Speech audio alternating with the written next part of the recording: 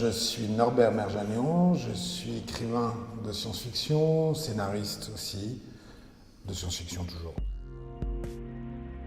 C'est vraiment la Horde du Contrevent de Damasio, parce que c'est un bouquin magnifique. C'est simplissime, moi, je pense qu'il y a une partie de moi qui est dans un vaisseau spatial quelque part. Donc c'est vraiment le bon gros vieux vaisseau spatial, bien costaud, qui peut aller à peu près partout. Tortue géniale. C'était intense, on a commencé tôt, les ateliers étaient denses, assez longs, donc c'est intense le mot qui me vient. J'ai trouvé que les participants étaient particulièrement impliqués. Ça, il y avait pas mal, la moyenne d'âge était assez jeune. Des participants vraiment extrêmement motivés, sérieux, impressionnant. Limite, à titre personnel, elle est toute simple et elle est évidente pour moi, c'est que mon métier, c'est vraiment de créer des histoires, d'inventer des histoires. Et donc il y a une énorme frustration par rapport à un travail collectif. C'est-à-dire que moi, très vite, j'ai énormément de choses à donner. Enfin, je réagis et je suis obligé de mettre vraiment la pédale sur le frein pour pas polluer et pour permettre à tout le monde d'apporter ses propres idées, ses propres concepts, de les développer, etc. Donc ça, j'étais sur le frein toute la journée. Ce qui m'a inspiré, c'est précisément le mode de travail, avec un protocole extrêmement bien ficelé, extrêmement cadré aussi. Ça m'intéresse en tant que process de voir que peut-être c'est un process qui est déjà utilisé dans les entreprises, mais qu'au-delà, s'il se répand, ça peut devenir une méthode d'innovation et qui est à la fois intéressante parce qu'elle peut faire émerger des choses nouvelles et en même temps, moi je suis vraiment un auteur de SF, donc je vais voir toujours là où ça coince, là où ça fait mal, qui peut être aussi conformiste, c'est-à-dire qui peut amener par les protocoles mis en place des orientations ou une forme de conformisme. Ça permet de prendre le pouls aussi un petit peu des idées qui émergent, des façons de faire. Là je voyais, il y avait un gars qui faisait carrément de l'infographie avec ses notes. Donc voir émerger des modes de représentation des idées qui ne sont pas les modes qui sont les miens, et donc les capter et voir comment les gens les utilisent. Globalement, la société nous amène à être de moins en moins acteurs. Acteur, ça veut dire créer une activité ou participer à une activité. Et je ne vois pas l'activité comme étant le moteur de la société qui vient. Je vois l'exécution comme étant le moteur de la société qui vient. Le numérique, c'est tout simplement la virtualisation de nos informations et des moteurs de calcul derrière qui sont capables de traiter ça, cette abstraction. Donc ça, c'est quelque chose qui va sans doute modeler la société pour un temps. Alors après, on peut voir le temps d'après. C'est l'auteur de SF qui parle, qui est d'utiliser non plus simplement du numérique, mais du biologique, c'est-à-dire utiliser comme support d'information autre chose que du numérique. Mais de toute façon, support d'information, que ce soit numérique ou biologique, dans une société complexe, c'est un fait. C'est pas quelque chose qui est juste à prendre et qui n'est pas contestable. Je dirais que la définition de l'utopie, c'est tout simplement un monde où chacun trouve son lien, ses liens et grosso modo sa place. Une société qui casse les liens, donc qui détruit des liens quels qu'ils soient, des liens familiaux, des liens d'amitié, des liens professionnels, toutes les formes de liens qu'on peut imaginer, des liens avec la nature. Typiquement la destruction et l'empoisonnement écologique, enfin justement anti-écologique actuel, c'est une destruction du lien avec l'univers du vivant.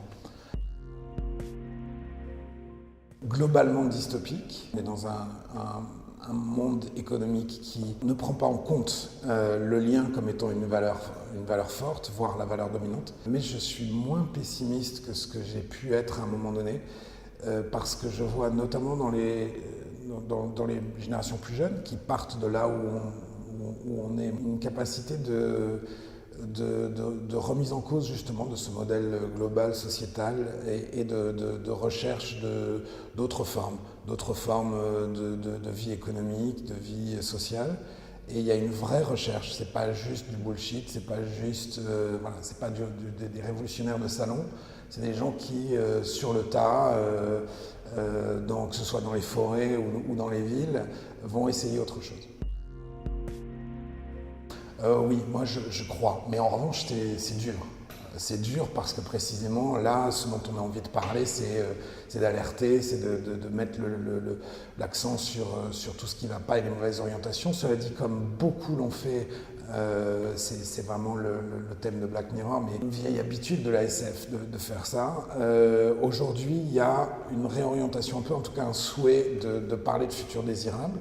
À titre personnel, moi je travaille énormément là-dessus et je pense que c'est dans l'intelligence du vivant que je trouve mes pistes aujourd'hui. On est encore des dinosaures sur nos modes d'organisation et je pense que le vivant a énormément de choses à nous apprendre. Je suis très influencé par tout le mouvement cyberpunk, William Gibson, Williams, tout un tas d'auteurs de SF des années 80 qui pour moi ont la particularité d'avoir créé un mouvement littéraire au-delà simplement de chaque auteur.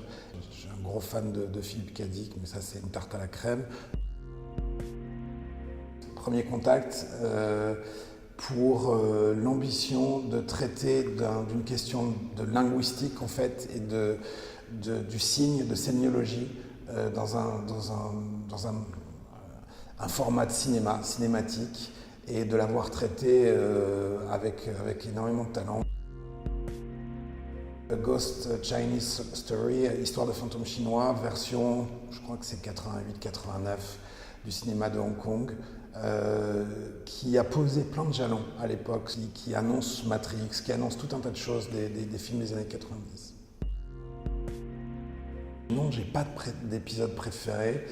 J'arrive pas à dire j'ai un épisode préféré dans Black Mirror. Il y a des thèmes, il y a des scènes, il y a peut-être le premier parce qu'il a vraiment fait une rupture, tellement il allait loin dans le trash. Dans le format de Black Mirror, il y a vraiment une dénonciation, on va loin dans la dénonciation, on va loin dans le thème dystopique, un thème dystopique sur un sujet particulier, mais je reste toujours un peu frustré parce que j'ai envie que les auteurs qui font ces séries donnent les anticorps. Et je le trouve très rarement dans Black Mirror, je pense que c'est vraiment un parti pris. J'ai inventé le concept d'inveillance qui vient de bienveillance et qui est un mot aussi qui rappelle surveillance, en imaginant des objets qui en fait nous amènent sur le meilleur chemin possible par rapport à là où on se trouve et qu'en fait on se mettra assez facilement en mode autopilote avec un autopilotage performant, mais qu'est-ce que ça veut dire mettre sa vie en autopilote? Sont pensés sur un mode de la société qu'on quitte, qui est la société centralisée. Et donc, ce sont des super intelligences centralisées qui ont une conscience et qui veulent imposer leur conscience d'une manière ou d'une autre, que ce soit dans un vaisseau, que ce soit dans une société. Et cette représentation-là fait peur parce qu'elle renvoie à des formes de totalitarisme qu'on a connues. Je ne crains pas du tout une IA grand méchant bien identifié parce qu'on sait répondre à ça. Je crains beaucoup plus l'IA bienveillante, avec des guillemets, qui est celle dont je parlais avant, qui est celle de l'inveillance et qui nous conforte dans ce qu'on a de plus facile dans nos vies.